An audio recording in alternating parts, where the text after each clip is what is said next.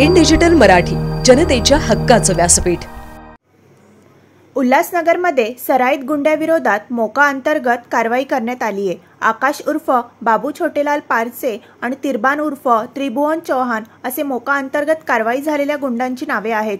या गुंडांनी chain snatching करून उल्हासनगर शहरामध्ये धुमाकूळ घातला होता, तसेच इतर अनेक गुन्ह्यांमध्ये त्यांचा सहभाग होता।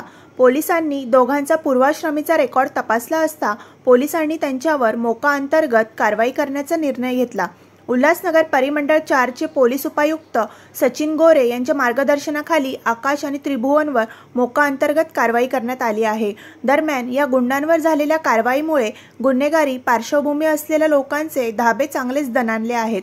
सदरची कारवाई पोलीस उपनिरीक्षक व्यंकटस्वामी दराडे, रामदास मिसाळ, दिलीप चव्हाण, संतोष सांगळे, चंद्रकांत गायकवाड, गणेश राठोड यांच्या पथकाने केली आहे।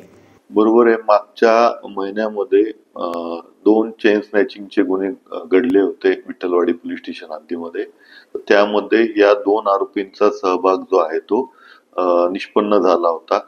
त्या अनुषंगाने आपण त्यांचं पूर्वाश्रमीचं रेकॉर्ड जे आहे ते चेक केल्यानंतर यामध्ये ते मोक्काच्या केसमध्ये बसत असल्याचं लक्षात आल्याने आपण त्यामध्ये मोक्का लावण्यात आलेला आहे आणि त्याचा तपास जो आहे तो एसीपी उल्हासनगर श्री कोळी करत आहेत।